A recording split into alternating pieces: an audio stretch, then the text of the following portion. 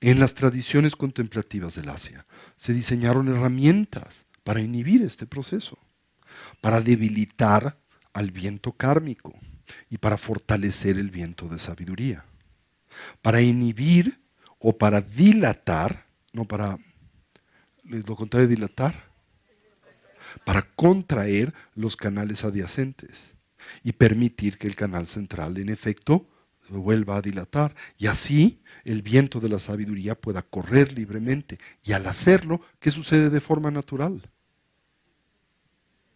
Fíjate qué interesante, es como estaba en Leh, ¿sí? La capital de Ladakh, el pequeño Tíbet.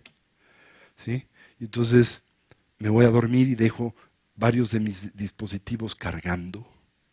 Cuando me levanto, ¡oh, sorpresa! Ninguno cargó. Claro, mi primera respuesta es mentar la madre en torno a la condición primitiva de estos hotelitos o hostales o estancias. ¿Sí?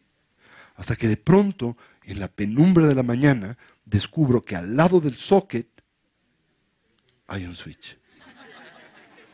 Y que el arte era solo prender el switch. Y hubieran cargado mis dispositivos. ¿Sí? Todos tenemos la luz clara esencial de la mente. Pero el switch que la prende está apagado. ¿Sí?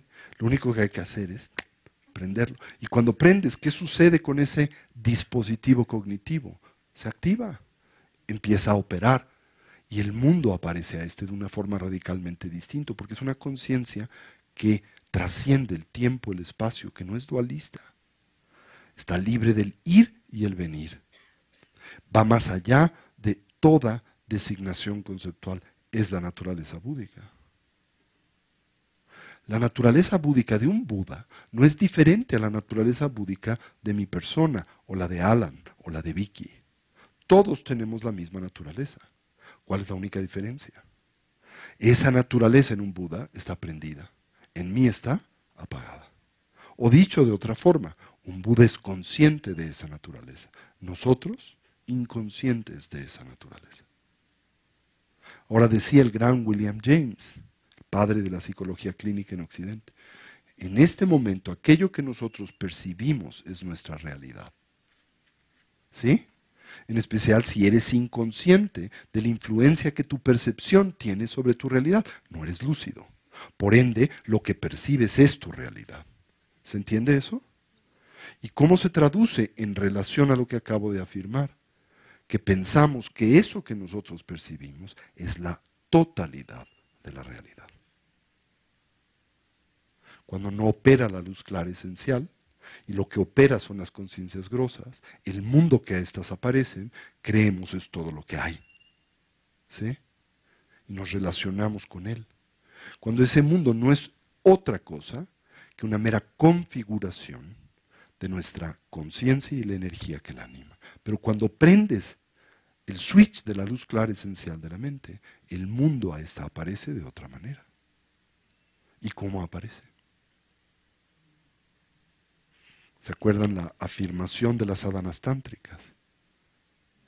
Como un budaverso, en donde todos los seres son budas, los sonidos son mantras, todo es perfecto, radiante y luminoso. ¿Sí? Tan difícil de entender para aquel que está en un sueño, ¿no? Y podías arguir, ¿cómo? Que todos los seres son budas. ¿No ves a la pinche ballena? ¿Y ves al murciélago? ¿Y a mi suegra? ¿Cómo que todos los seres son budas? ¿No? O te ves a ti mismo, yo soy, pues Tonikaram, ¿cómo que un Buda? ¿No? O peor aún, soy un Buda Tonikaram. O sea, ahora exaltas esta identidad limitada a un nivel que es totalmente artificial. Eso se llama materialismo espiritual. ¿Sí? Pero a través de diferentes procedimientos podemos reensamblar nuestro cuerpo energético y permitir que los vientos de sabiduría animen a la conciencia primigenia y poder percibir con ella. ¿Sí? Ahora somos bebés, espiritualmente hablando. Apenas damos nuestros primeros pasitos, ¿no? Y entonces en ese contexto, cuando nosotros llevamos a cabo estos procedimientos, nuestra capacidad para morar en esa dimensión de la conciencia es limitada. No puedes morar del todo en ella, pero puedes morar por momentos en ella. ¿Sí? Descansar a la descripción que haces del mundo. Ahora hay algo increíble que pasa cuando suspendes la descripción que haces del mundo, cuando para el mundo. ¿Y qué descubres? Que ese mundo que antes percibías no es otra cosa que una mera descripción. En otras palabras, realmente descubres que ese mundo es un sueño. No se asemeja a un sueño, es un sueño. ¿Qué quiere decir es un sueño? Es uno que aparece en dependencia de quien lo sueña. Y no existe independiente de quien lo sueña. Y el modelo mental que lo sueña. Y los condicionamientos que lo sueñan. ¿Hasta aquí me sigue? En la tradición del tantrismo indio y particularmente el indo-tibetano, se generaron procedimientos especiales para activar el viento de la sabiduría. Por ejemplo, estos los hallamos en esta codificación particular, muy popular, especialmente en la escuela Kagyu del budismo tibetano, que son las famosas yogas de Naropa, el Narochu Chuk, las 6 yogas de Naropa. En todas estas herramientas lo que se busca es realambrarnos para percibir el mundo como lo hace un Buda. ¿Sí? Por ejemplo, la primera de esas yogas, la yoga del furor o el calor interno, en esencia, ¿qué tiene por propósito? Psíquica y contemplativamente propiciar lo que naturalmente acontece en diferentes tránsitos del vivir y particularmente el del morir, en donde el cuerpo grosso se atrofia, esto es, deja de operar, y entra en operación el cuerpo sutil, y este después se atrofia y entra en operación el cuerpo más sutil. Concomitantemente se atrofia la mente grosa, se atrofia la mente sutil y emerge la mente más sutil. Entonces lo que hacemos en la yoga del furor es derretimos las gotas neurales masculinas y derretimos las gotas neurales femeninas y ocasionamos que penetren en el canal central y activen a la luz clara esencial de la mente. Un efecto colateral es el calor corporal, pero no es el objetivo. Sería estúpido pensar que el objetivo de un régimen de esa complejidad meditativa es producir calor. O sea, pasarte 30 años entrenándote en esto para derretir la nieve, por favor, cómprate una antorcha. Mucho más eficaz, ¿no? Y en 2 patadas derrites más nieve. Es un efecto colateral. Pero el objetivo es propiciar la emergencia de la luz clara esencial de la mente.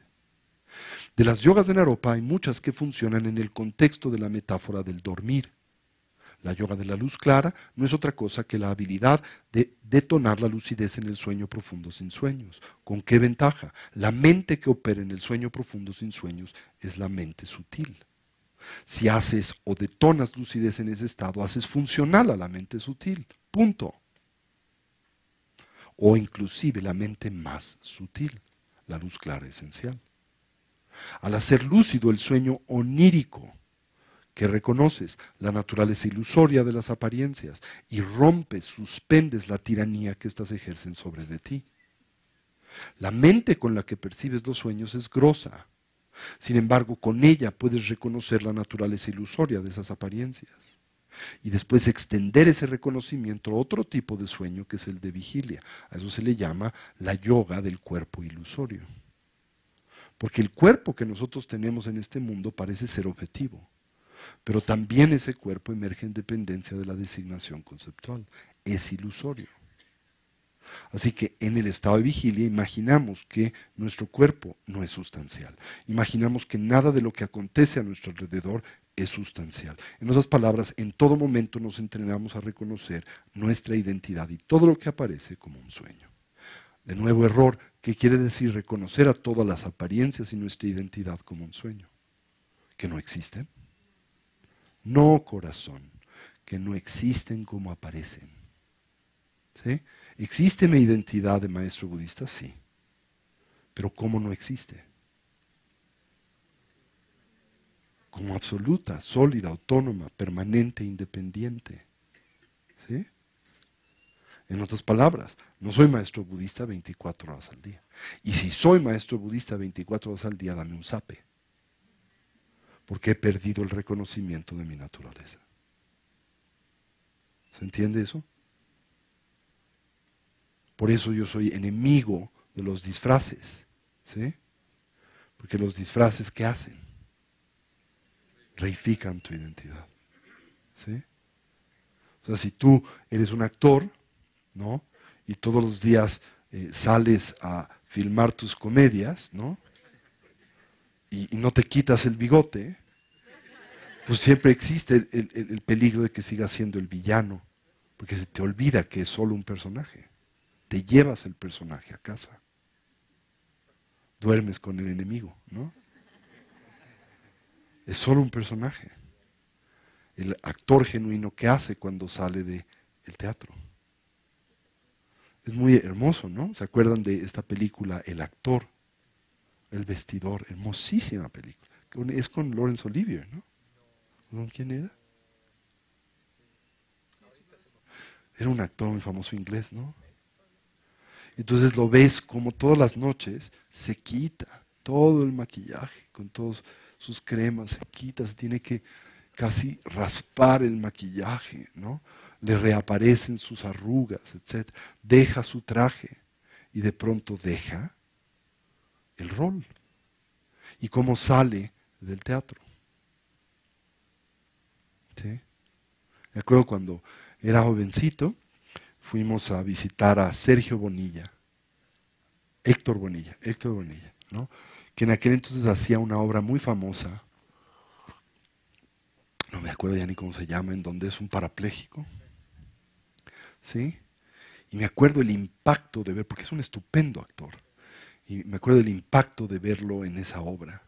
Y después fuimos al camerino a verlo para invitarlo a dar una conferencia para nosotros. Y la decepción, esto es de pronto, no había concordancia entre ese hombre y el actor, que me pareció extraordinario. Inclusive su energía, la que proyectaba en la obra, era monumental. Y de pronto aquí había un ser disminuido, ¿no? Fue una enorme decepción para mí. Pero al mismo tiempo, el actor deja el rol y ahora es otra cosa, ¿no? Nosotros nos llevamos el rol a donde quiera que vamos, ¿no? Te llevas el rol mamá, ¿verdad? Entonces estás maquillada de mamá todo el santo día, no te quitas el maquillaje, ¿no?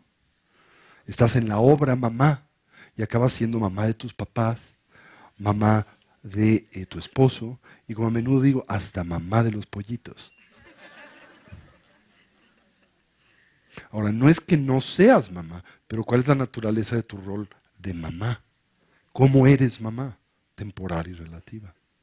Y que debes de ser muy consciente, que ese rol tienes que hacerlo a un lado en momentos, ¿no? Yo me acuerdo cuando era chiquito, un día sale mi mamá, vestida para matar, y en aquel entonces, los 70s, con su minifalda, sus chongos estos muy exóticos, toda pintada, que se pintarrajeaban así, tremendas, ¿no? Y fue un shock para mí. Le dije, mamá, ¿a dónde vas? Así vestida, ¿no? Y me dice, pues voy a una fiesta. Y le digo, ¿pero cómo? Si eres mi mamá. Entonces las mamás no se visten así, no son mujeres. ¿Se entiende eso? Ahora, si te apendejas, ¿qué haces? Ay, sí, ¿qué estaba pensando? ¿No? Y mi mamá se regresa a su cuarto, se quita su chongo, se pone su batón, ¿no? Se quita su maquillaje, deja de ser mujer y se reaparece. ¿A qué jugamos? Ahora soy tu mamá. Nadie tiene identidad intrínseca. Puedes ser mujer y mamá, mamá y mujer, mamá y profesionista, profesionista y mamá, y así subsecuentemente. Pero nos es muy difícil porque nos llevamos el personaje a donde quiera que vamos, ¿no? Y además, ustedes no se llevan a Hamlet, ojalá, o a Otelo, o a King Lear. Te llevas a Lola la trailera. O sea, tu personaje es súper pinche, súper limitado, ¿no? Digo, si te llevaras a Hamlet, tu español sería, o tu inglés, si fueras Don Quijote, sería exquisito oírte hablar, pero carambas, hablas como Lola la trailera, piensas como Lola la trailera, sientes como Lola la trailera y defiendes tu identidad de Lola la trailera. ¿Y qué dice el Buda? Y sufres. Y sufres por esa condición. Entonces les he dicho tantas veces que la vastedad del budismo es una bendición, pero también un impedimento. Porque a veces de esa vastedad de enseñanzas nos es muy difícil saber lo que es importante. ¿Qué es importante? El Buda fue muy compasivo. Nos dio todo tipo de versiones de su enseñanza. La más sucinta. Nos dijo, sufrimos porque nos identificamos con lo que no somos.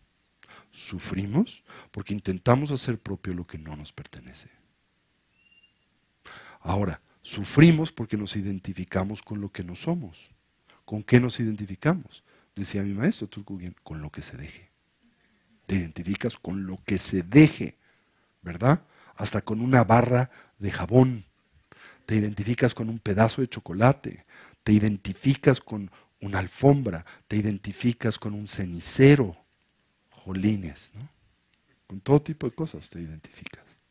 Y pretendes hacer propio lo que no te pertenece. ¿Qué te pertenece? El Buda descubrió algo increíble, muy confrontativo. Nada, nada te pertenece. Todo lo que piensas que es propio está prestado. Empezando ¿por qué? Por tu cuerpo.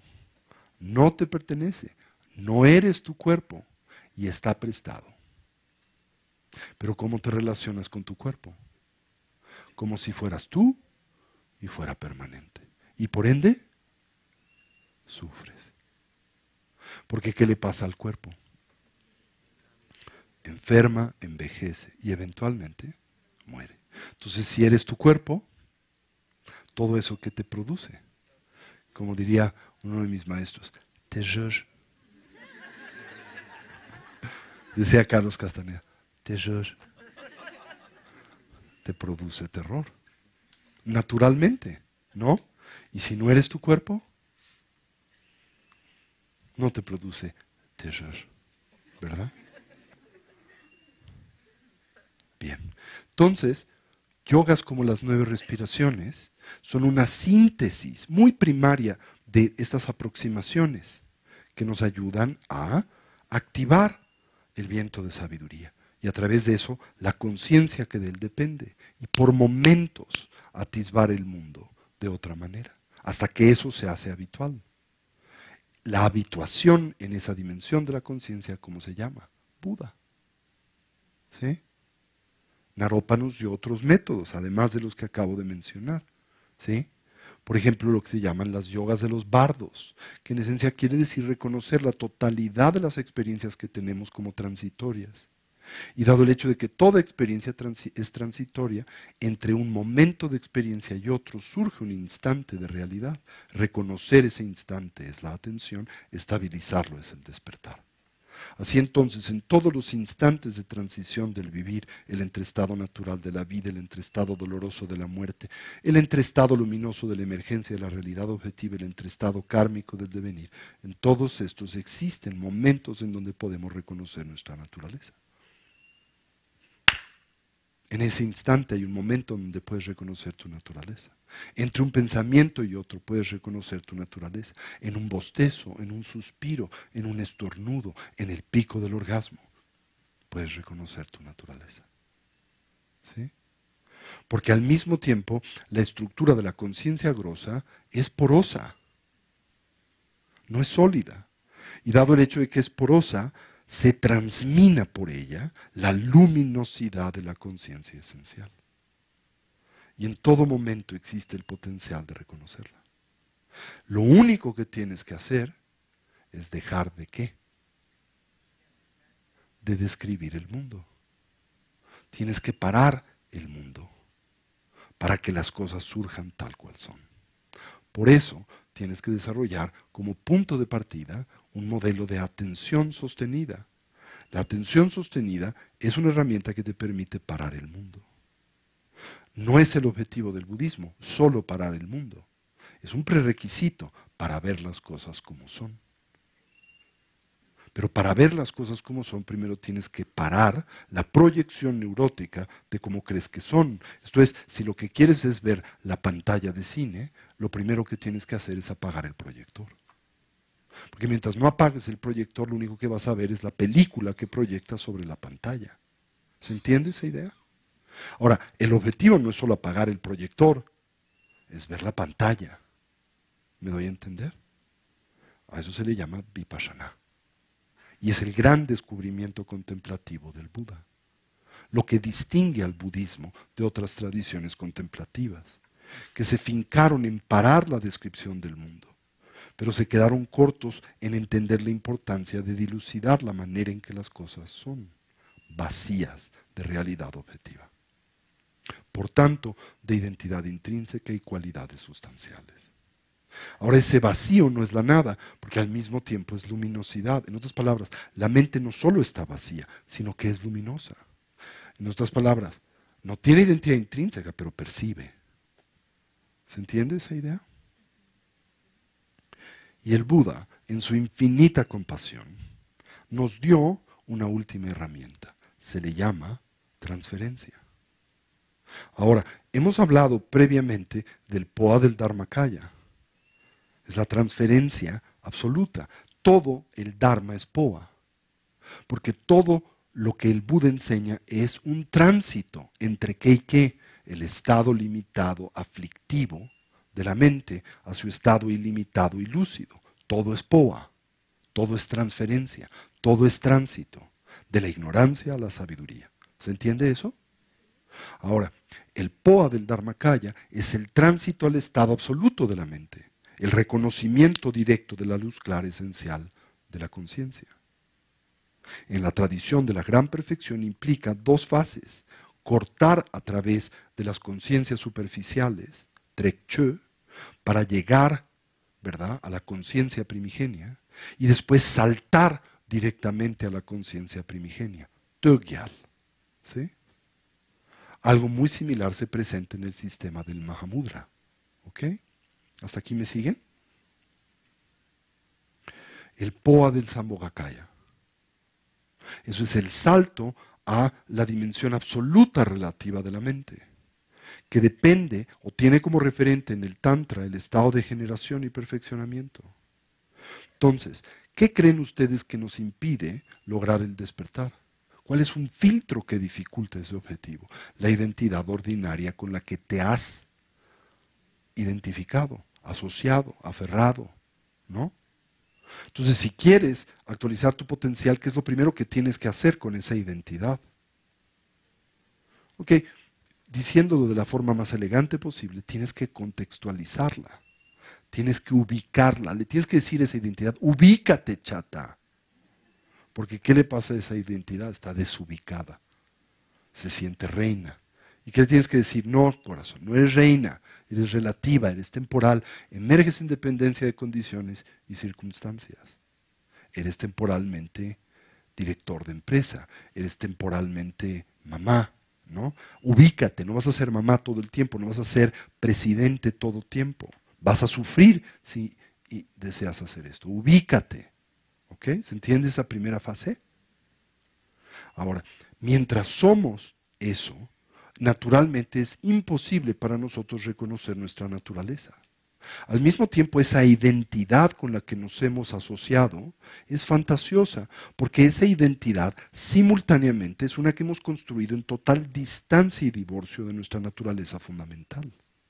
Por eso a esa identidad se le llama ilusoria, porque es una mera fabricación mental, pero es impura, porque es totalmente diferente a nuestra naturaleza esencial. Es una fabricación neurótica. ¿Sí? Entonces, en el Tantra trabajamos primero con desarrollar lo que se llama una identidad ilusoria pura, que es el arquetipo búdico. Te imaginas como Amitabha, te imaginas como Amitayus. Ahora, eso es también objeto de tu imaginación. Por supuesto que también. Pero es un arquetipo que corresponde y resuena a tu naturaleza fundamental. y por lo tanto no limita la expresión de la misma. Así entonces, el fundamento de la práctica del Tantra es que te imaginas como un Buda hasta que te conviertes en un Buda. Ahora, la idea no es que Tony se imagina como un Buda para que Tony se haga un Buda, porque eso sería Buda Tony, Tony Buda. Un Tony exaltado neuróticamente. Primero disolvemos a Tony. Y en ese campo fértil, ¿verdad?, descubrimos el potencial de Tony. Por eso, en la sadhana tántrica, el primer paso es la yoga de la vacuidad. Primero disuelves el mundo ordinario y disuelves la identidad que tienes en él. Paras el mundo. Dejas de pintar el mundo, ¿sí?, para reconstruirte con una dimensión mucho más cercana a tu naturaleza fundamental, que es el arquetipo búdico. Esa no es la meta del Tantra, es un paso en el Tantra. El Tantra está compuesto después de la fase de perfeccionamiento. Se le llama Dzogrim, que una traducción más cercana es la fase completa. Ya hiciste todo lo necesario, ya completaste los requisitos. ¿Y ahora qué haces con el arquetipo búdico? También lo sueltas. En la última fase, el arquetipo búdico también se disuelve. ¿Y en qué se disuelve? En la luz clara esencial de la mente. Y tratas de descansar en esta. Eso es la budeidad. Al principio es un remedo, una imitación de la budeidad, pero te familiarizas con ella, hasta que eventualmente tienes la madurez y las condiciones, los prerequisitos necesarios para que ese atisbo sea genuino y directo, y en ti cale y permea. ¿Sí? Ese es el significado del Tantra de Kala Chakra. Te cala el chakra. ¿Sí? Esto es penetra, se hace propio en uno. ¿Sí? Así funciona, entonces, esta metodología en general. ¿Se entendió? ¿Entienden como el edificio completo? Súper elegante, ¿no? Y ahora, la segunda pregunta es, ¿cómo organizamos nuestra práctica meditativa? Porque como bien decía, me han dicho varias gentes, hemos recibido tantas enseñanzas, tantos empoderamientos, tantas técnicas de meditación que no alcanza la vida. Díganmelo a mí, ¿no? ¿Cuántas habré recibido en mi vida? ¿Sí? Como decía Ajahn Rinpoche, solo el Rinchen Terzo, que es la transmisión completa de las enseñanzas de la tradición Nyingma, 860 iniciaciones. Entonces son métodos que el Buda diseñó. Y siempre nos tenemos que preguntar. Yo le preguntaba eso a mi maestro, a Tulku Gyaltsen, ¿por qué es que el Buda enseñó tantas cosas? ¿Por qué no fue más sucinto y nos dio 3 opciones? Y decía, la razón por la que el Buda enseñó tantos métodos no es porque eres tan brillante. En otras palabras, tú eres responsable de esa vastedad. El Buda tuvo que enseñar tantas cosas porque eres muy pendejo. Y te requirió dar muchas opciones para que entre todas estas por lo menos una sea chicle y pegue. Y no tengas la excusa de decir, es que estas opciones no se acoplan a mí. Aprecio al Buda, sus esfuerzos, pero no le dio a mi persona, ¿no? Le faltó, no me entendió. Entonces, cuando te da miles de métodos, no puedes decir eso. Uno entre estos tiene que calar, tiene que aplicar, ¿no? Especialmente si te das cuenta que no eres tan especial, tan diferente, porque tenemos esa idea, soy tan diferente a los demás, necesito un método tan especializado. Y mi maestro decía, no, corazón, no eres tan especial como piensas, eres infinitamente repetitivo, como los que te rodean. Así que en tu caso, todos los métodos que el Buda dio, aplican. Cualquiera te serviría, cualquiera generaría beneficio para ti. Entonces, todos los métodos que el Buda dio se dividen en términos contemplativos en 5 matrices.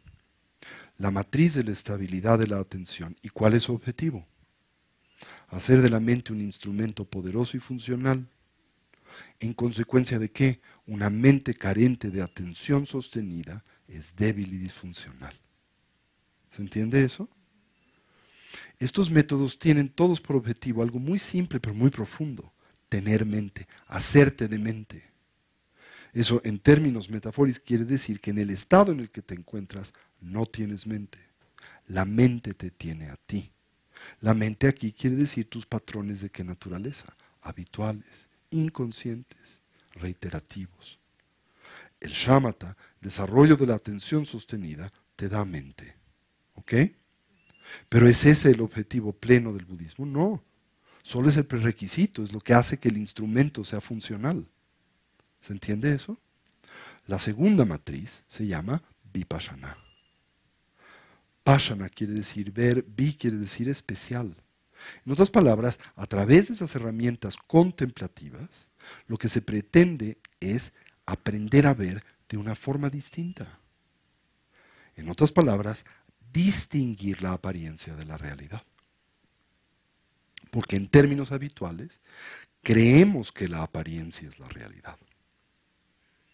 Eso es lo que tenemos que cambiar. ¿Se entiende eso? Y para ello, ¿qué es indispensable? El análisis, la investigación. No puedes discriminar la naturaleza de las cosas si no las investigas.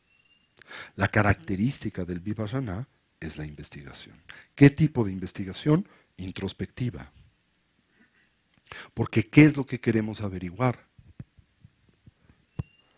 Decimos, la manera en que las cosas son, pero son para quién las percibe. Por lo tanto, tenemos que investigar el instrumento que percibe, la mente. La tercera matriz tiene que ver con el cultivo y el fortalecimiento del corazón. Y ahí el Buda nos dio una variedad de técnicas que tienen como meta el desarrollo de la bondad, el amor y la compasión, que son una parte integral del sendero que conduce al despertar. Técnicas como el intercambio del uno por el otro, como la meditación de las 7 causas y su consecuencia, como el Tonglen, técnicas como las de los 4 inconmensurables, la bondad amorosa, la compasión, el regocijo, la imparcialidad, todas nutren el lado emotivo en la persona y tienen por objetivo fortalecer un sentido de calidez y empatía, que al mismo tiempo desemboca en el entendimiento de la interdependencia. Y el entendimiento de la interdependencia desemboca en la comprensión del vacío. Por lo tanto, también a través de esa vía se puede lograr la libertad. ¿Se entiende lo que acabo de decir? Es un circuito muy interesante. Esto es, la bondad amorosa y la compasión desemboca en el entendimiento de la interdependencia. Esto es, a través de ese medio, tarde o temprano descubres de que tu bienestar personal es uno que no se puede divorciar del bienestar de los demás. ¿Sí? Y el entendimiento del hecho de que todo lo que a ti te comprende emerge en dependencia de otros factores, te permite entender que la identidad que tienes no es sólida, no es objetiva ni concreta, que también emerge en dependencia de condiciones y circunstancias. Eso es lo mismo que entender la vacuidad. A la vacuidad podemos llegar a través de 2 vías. Una negativa, entender lo que las cosas no son, y una positiva, entender lo que son. ¿Qué es lo que las cosas no son? No son permanentes, no son estables, no son sólidas. Pero ¿qué son? Son surgimientos dependientes. ¿Sí? La bondad amorosa, el amor, la compasión, me permite entenderme como parte de un todo. Me permite trascender el sentido reificado de mi identidad personal, que se traduce en el egoísmo. Así entonces, las personas que desarrollan de forma extraordinaria esta virtud también arriban al entendimiento de la interdependencia y por ende el de la vacuidad. Es otra vía para hacerlo. Clara, por ejemplo, en personalidades como San Francisco de Asís, Milarepa, como la Madre Teresa de Calcuta. No es que la Madre Teresa de Calcuta tuviera como práctica el examen detallado de la ausencia de identidad intrínseca de los fenómenos. No era su método. ¿Cuál era el método de la Madre Teresa?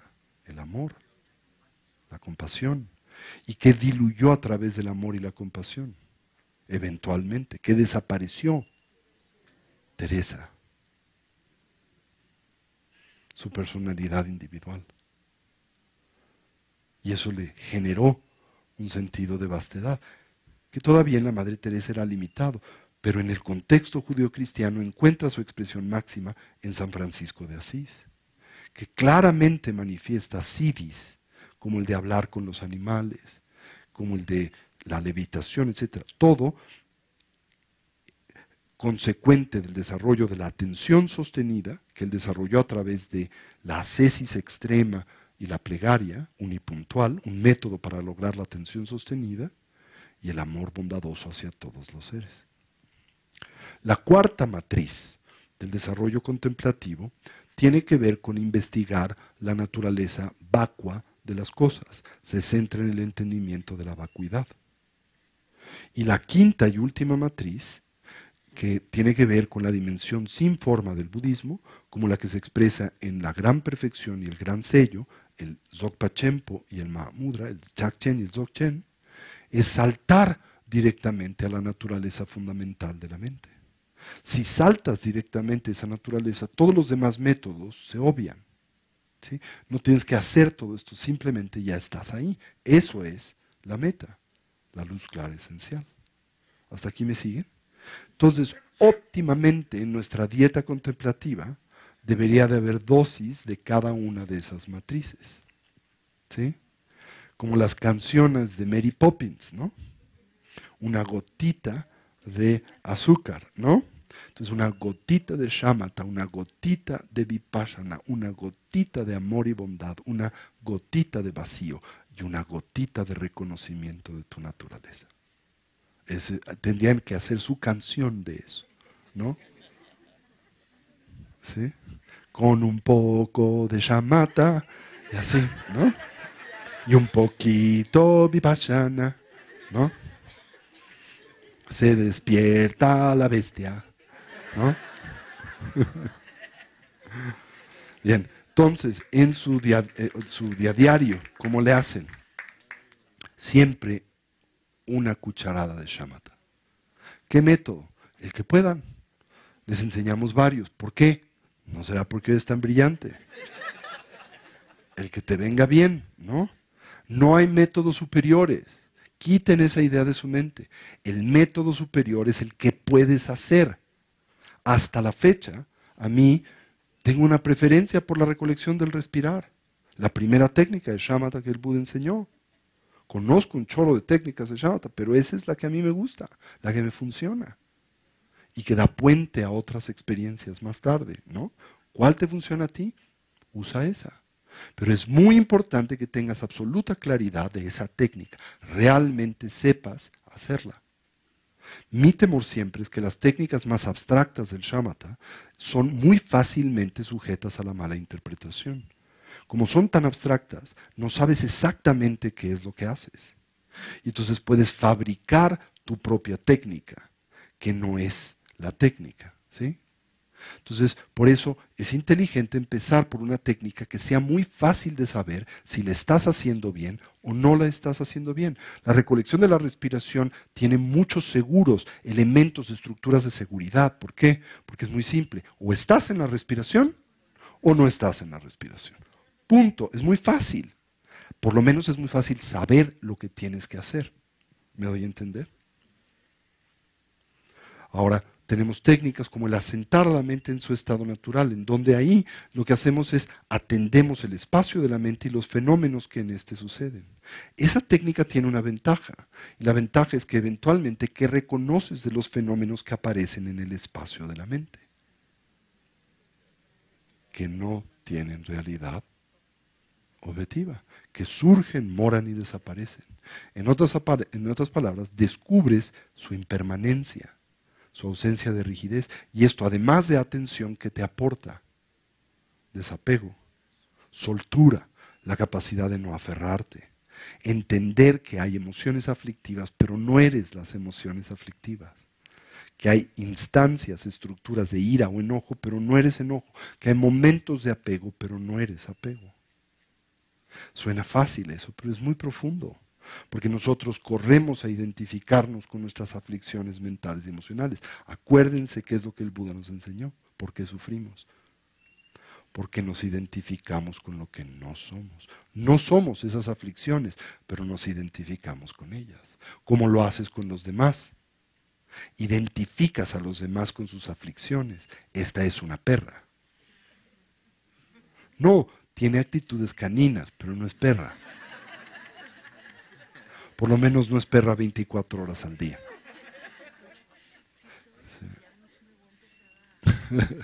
¿Se entiende esta idea? Bien. Entonces, en tu sesión, primero tienes que serte muy sincero. ¿Cuánto tiempo voy a dedicar a mi entrenamiento formal? Porque vamos a dividir el periodo meditativo y el postmeditativo. Primero en el meditativo, ¿cuánto tiempo me voy a abocar? ¿Cuál es la recomendación del Buda? El Buda dice, no mínimo de 24 minutos por día. Como un médico que sabe, esa es la dosis mínima que produce resultados. Menos de 24 minutos al día, sorry, lástima Margarito, no funciona. Y 24 minutos al día, quiere decir al día, quiere decir todos los días. Es como un médico te dice, necesita para su problema físico esta dosis. Diario, chato. No es un día sí, 3 no, 1 sí, 4 no. O como somos porque nos encanta la automedicación, dame 30 pastillas de estas hoy. Porque si uno opera así, que habrán 10. No funciona así, son dosis precisas. Entonces, mínimo 24 minutos al día. Óptimamente, 1 hora al día. O sea, si puedes eventualmente tener 1 hora de meditación por día, ya vamos progresando, ¿no? Y óptimamente, si quisieras emular en tu vida diaria una condición de retiro, entre 3 y 4 horas de meditación al día. O dirán, ¿cómo? 4 horas al día. Es lo que yo me paso en el coche todos los días, en la Ciudad de México. Entre 3 y 4 horas. No es tanto como uno piensa. Si lo divides, ¿no? Imagínate poder meditar un par de horas en la mañana, 1 hora en la tarde, 1 hora en la noche. Ya son 4, no es tanto. Pero bueno, a eso llegas poco a poquito. Empieza por la media hora, después 1 hora, después un par de horas. Hasta que eventualmente tengas el hábito de meditar 3 veces al día, quizá 4 horas al día.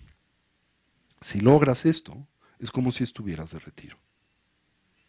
Y dentro de la vida diaria podrías tener los logros que tienes en un retiro formal.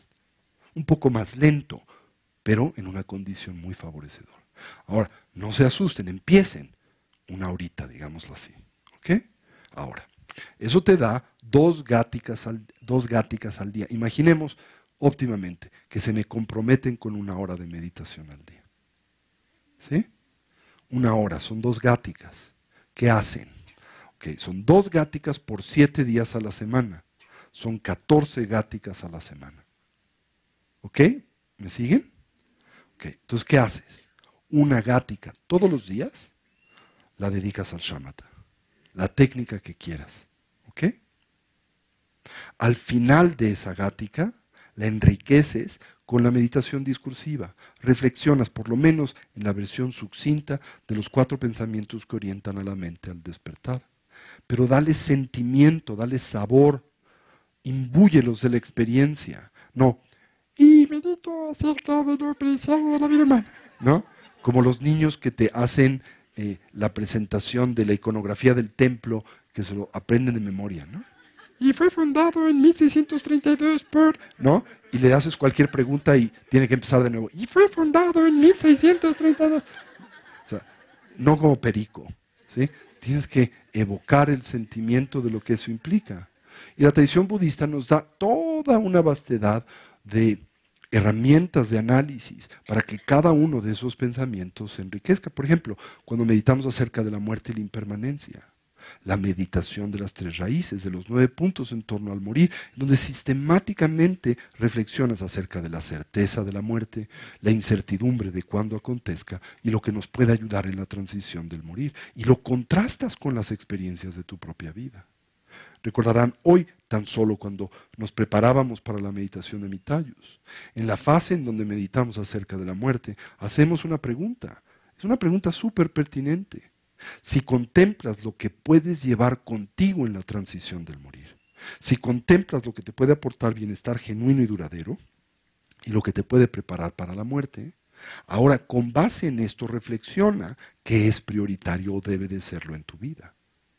Y usa las herramientas de la recapitulación. Primero empieza por observar hasta ahora qué es lo que he hecho importante en mi vida. ¿Qué tiene prioridad? Y eso a lo que le aporto prioridad, ¿cumple este criterio? ¿Me aporta bienestar genuino o solo temporal? ¿Realmente me prepara para la muerte o me aferra a la vida? ¿Y me lo voy a poder llevar conmigo? Entonces, si mi obsesión en mi familia, ¿no? Cuando murió mi abuela, la madre de mi papá, ¿saben cuál fue el gran escándalo familiar por el cual se dividió la familia de mi padre? El molino de carne de mi abuela. La nuestra era una familia libanesa. El molino de carne es una cosa trascendente para la comida libanesa, para hacer el kipe y todas esas cosas, ¿no? Estamos en la época pre-Mulimex, ¿sí? Entonces, en la familia, ¿quién se quedaba con el molino? Las tías se pelearon como locas por el molino. ¿Y qué sabemos? Fíjense qué cosa. La dueña no se lo llevó. La que era la dueña de verdad, la abuela, dejó el molino, por eso se están peleando por él. No se lo llevó. Eso te debería decir, como si alguien se susurrara, ¿no? Un mensaje encriptado. Tú tampoco te lo vas a llevar. Y eso te ayuda a evaluar las batallas en tu vida. Porque nosotros agarramos todas las batallas. Te subes a todas, ¿no? Tienes que aprender a elegir las batallas. Son tantas en la vida. Hay tantos frentes abiertos. La peor estrategia militar, la que conduce al fracaso, es abrir demasiados frentes. Eso condujo a Napoleón y condujo a Hitler a perder la guerra. En el momento en que Hitler tenía frentes en Europa, frentes en Rusia, frentes en Asia, se lo cargó la chingada. Si hubiera sido menos ambicioso, hubiera ganado el mundo. Afortunadamente para nosotros era muy ambicioso. Abrió demasiados frentes.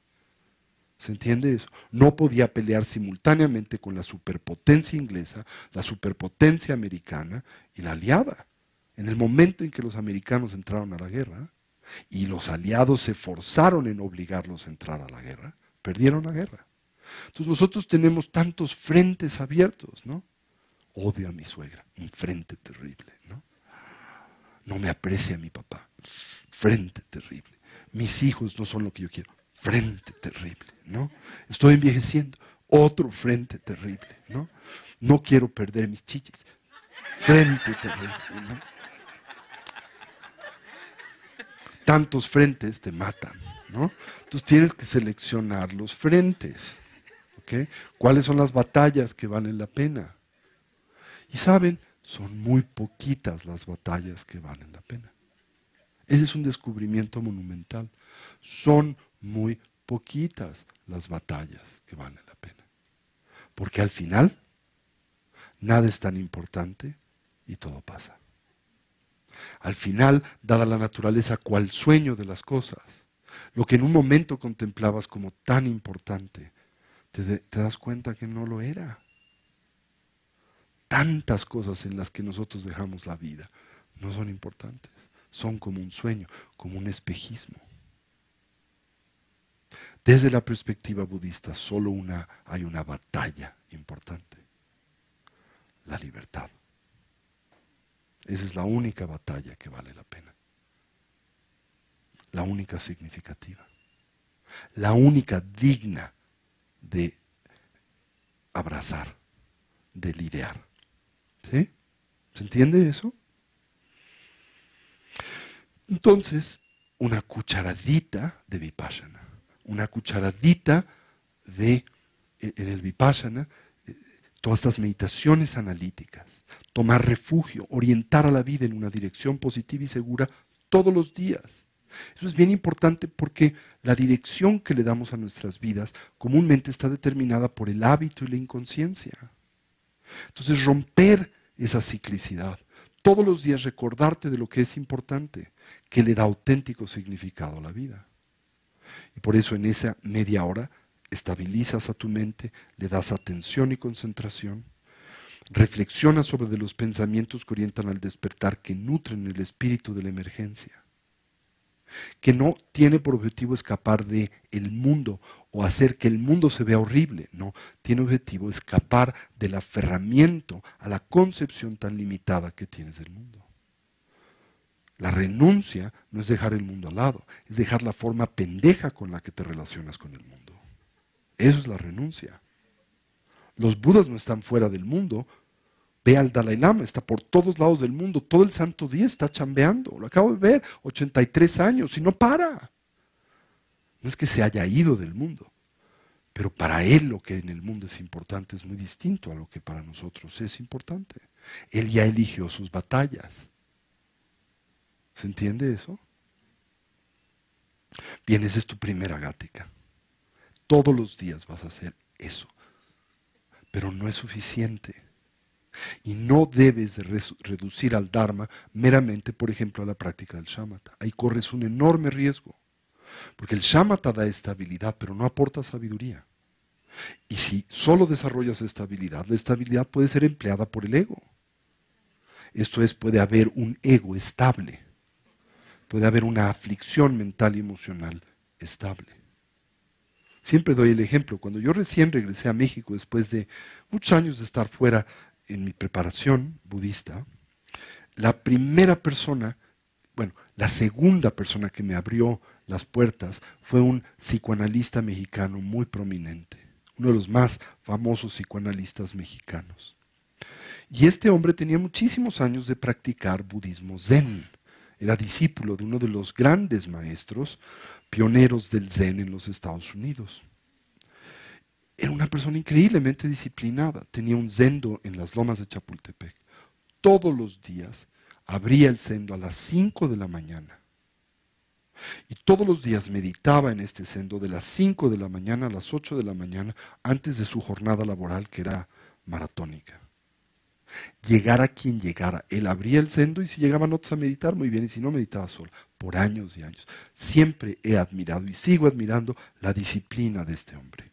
No es fácil hacer eso, día con día, mes con mes, año con año. Pero yo me preguntaba, siendo este el caso, ¿por qué es que esta es una persona tan egomaniática? Y me preguntaba, siendo este el caso, ¿por qué es una persona tan aflictiva? Es indudable que practica, y que practica con una disciplina excepcional, quizá inclusive con mucho superior a la mía, pero ¿por qué no hay resultados? Porque ¿qué creen que practicaba? Solo shamatha. Entonces, ¿qué desarrolló? Atención sostenida al servicio del ego. Entonces, ¿qué creen que tenía? Un ego unipuntual. No es suficiente el shamatha. ¿Entienden eso? Grábenselo en el culo. No es suficiente el shamatha. ¿Qué? Segunda gática. ¿Okay? Segunda gática. Todos los días debe de haber una cucharada de vipassana. ¿Y qué es el vipassana? Es una medicina que se llama ubicatex. Eso es el vipassana, te ubica, ¿sí? Te ayuda a distinguir entre la apariencia y la realidad. Hay técnicas distintas de vipassana. La aplicación de la atención sobre del cuerpo, la aplicación de la atención sobre de las sensaciones y sentimientos, la aplicación de la atención sobre de los fenómenos mentales, la aplicación de la atención sobre del mundo fenoménico. Todas esas técnicas suenan complicadas, pero todas tienen algo en común. ¿Qué buscan? ¿Qué logras con ellas? Eventualmente, entender. Recordarán la instrucción que les daba Anyen Rinpoche, los 4 sellos de la realidad, que hacen de alguien budista. ¿Cuáles son esos 4 sellos? Todo es impermanente. El sufrimiento surge de la resistencia a la naturaleza dinámica y cambiante de las cosas. Siempre que nuestra relación con el mundo está condicionada por la ignorancia, el apego y la aversión, hay dolor. ¿Sí? No obstante, esto todo tiene como referente, se consolida en torno al elaborar y construir un sentido fantasioso de identidad que concebimos como permanente, autónomo e independiente. Sin embargo, esa identidad puede cesar. Y la cesación de esa fantasiosa identidad y de esa percepción equivocada que tenemos del mundo nos aporta bienestar genuino y duradero, no solo temporal y relativo. Por eso se dice, tan solo el nirvana nos aporta paz. Nirvana no es un lugar. No te están diciendo, tan solo el paraíso de Amitabha es paz. No te están diciendo, tan solo Cuernavaca es paz. Lo que te están diciendo es la paz genuina depende de haber eliminado el velo de las aflicciones mentales y emocionales. No es algo que se obtiene del mundo, es algo que se trae al mundo. ¿Se entiende eso? Y todo eso es a lo que arribamos a través de colocar la atención en el cuerpo, colocar la atención en la mente, ver introspectivamente cómo somos, cómo existimos, qué hacemos. Nos hacemos conscientes del presente y del mundo que nos rodea. Nos hacemos conscientes de nuestros procesos mentales y emocionales en lugar de experimentarlos de forma habitual, compulsiva e inercial. Una dosis de vipassana todos los días. En el periodo meditativo, pero también en el periodo postmeditativo.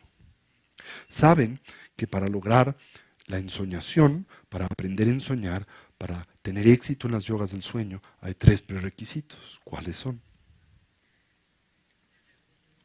Se requiere de una técnica correcta, uno, una correcta motivación, que en el contexto de las yogas del sueño, ¿cuál es? El desear hacerte lúcido. Y 4, perfecta recolección. Recolección quiere decir recordar lo que soñaste en la noche, si no, no puedes ensoñar. ¿Ok? No te vas a poder hacer lúcido si primero no recuerdas tus sueños. ¿Se entiende esto? Bien, ahora, el ensoñador, ¿cómo cultiva el reconocimiento del sueño? En vigilia, ¿qué se dice? Esto es un sueño, esto es un sueño, esto es un sueño.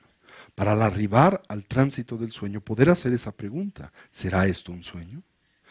Establecer una serie de exámenes de realidad que te permiten develar si en efecto es un sueño o no, y así detonar la lucidez. ¿Se entendió eso? Entonces, en la vida diaria, en el estado postmeditativo, tienes que estar constantemente analizando, ¿realmente las cosas existen como a mí aparecen? ¿O así se manifiestan en dependencia de condiciones y circunstancias? Por ejemplo, ¿no? Yo tengo muy bien localizado o identificados mis ciclos hormonales. Y sé cómo se repiten. Entonces hay días que amanezco con una sensación depresiva. Pero ¿qué sé? Es un ciclo hormonal. No es el mundo, no es que no, la vida no vale la pena. Estoy deprimido, me voy a tomar la vida.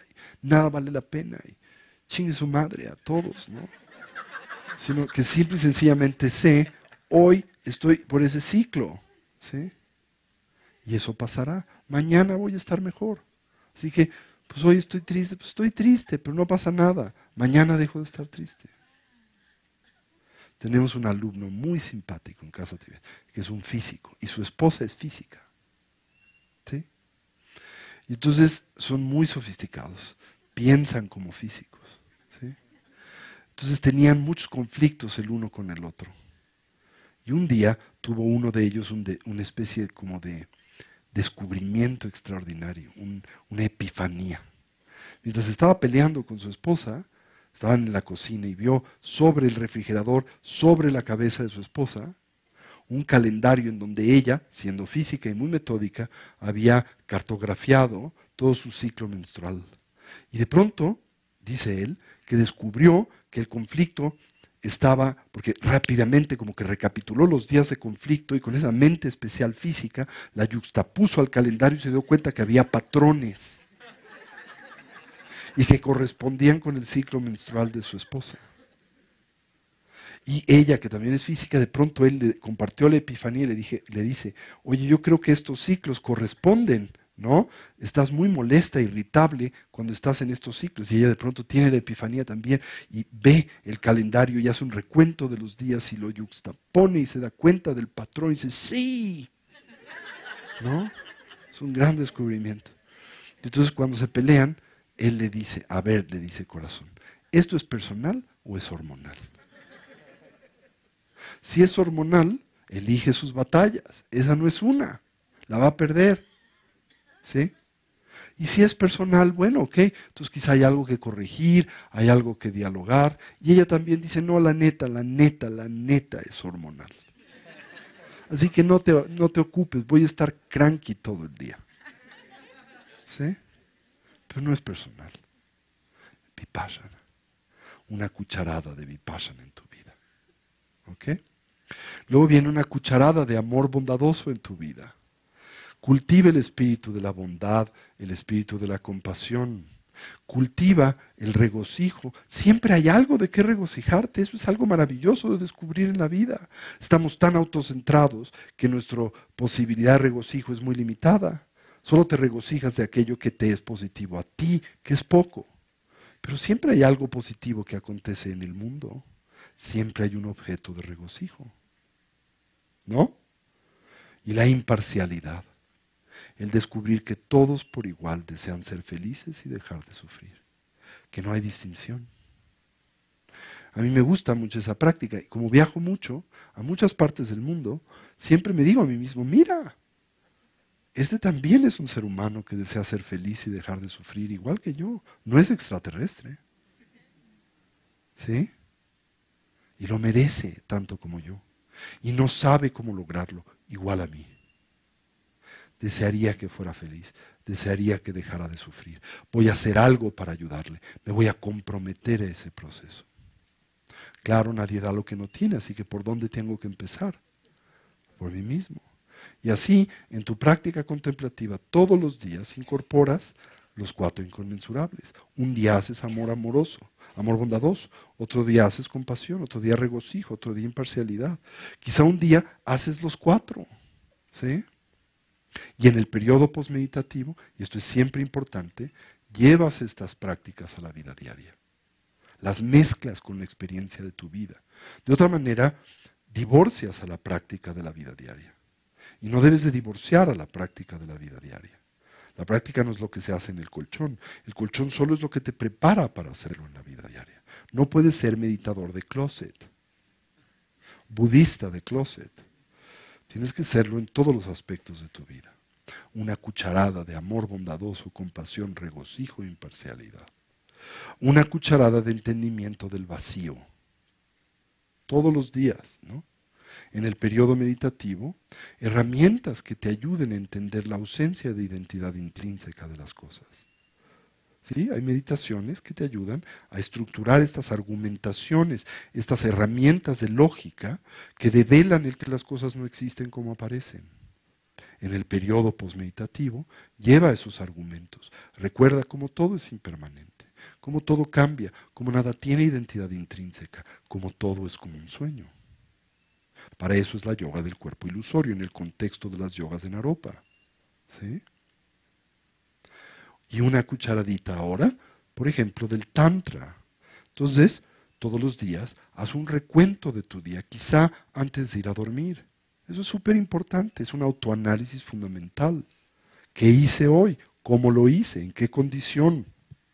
¿En dónde fui preciso? ¿En dónde impreciso? ¿En dónde fui dominado por mis aflicciones? ¿En dónde llevé a cabo actividades con un espíritu altruista?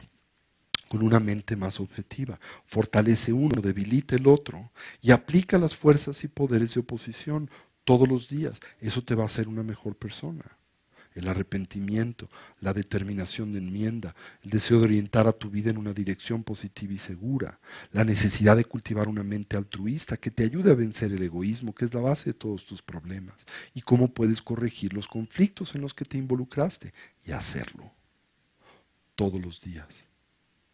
Por lo menos una vez a la semana, la práctica de mente de diamante, completa, toma 1 hora, en donde sistematizas este autoanálisis que has venido recolectando a lo largo de la semana y ahora trabajas con él y lo purificas sistemáticamente a través de la mecánica del Tantra. ¿Sí?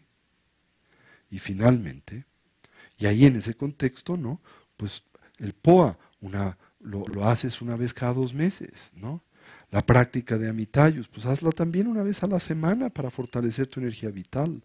O otra práctica tántrica con la que tengas vínculo, 3 luces, Tara, Avalokiteshvara. No todas. Escoge con cuál tienes un vínculo especial. Cada yidam lleva al mismo objetivo, no tienes que hacerlos todos. Y hay mucha gente que dice, pues es que tomé tantas iniciaciones, sí, pero si haces una, cumples los votos de todas las demás. ¿Se entiende eso? Porque ¿cuál es el objetivo de toda sadhana? ¿Qué quiere decir la palabra sadhana? Es un método de logro. Entonces, si logras, estás cumpliendo el objetivo de toda sadhana, el logro. No el ogro, sino el logro. ¿Ok? ¿Y cuál es la última cucharadita? Descansa en tu naturaleza esencial. Y lo puedes hacer de muchas maneras, a lo largo del día. Paras. Cortas la continuidad conceptual de la mente. Eso se llama trekchu, ¿no? Cortas. Tratas de reconocer tu naturaleza esencial. ¿Sí? Todos los días en la mañana la yoga de las 9 respiraciones. Te va a ayudar simultáneamente a descansar en tu naturaleza esencial. ¿Sí? Y puedes hacerlo esto en todo momento, ¿no? A la mitad del día, que te suene una campanita en la oficina. Y reconoce tu naturaleza esencial. Exhala.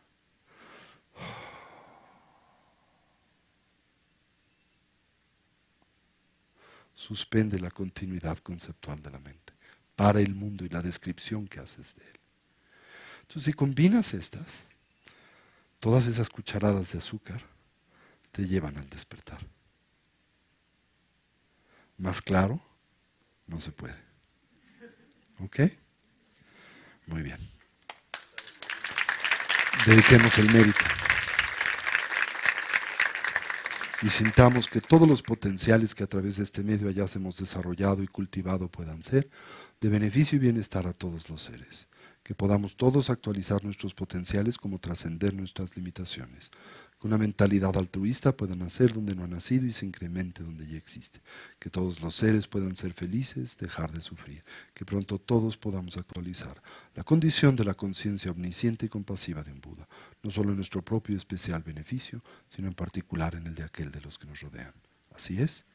Así es. Así es.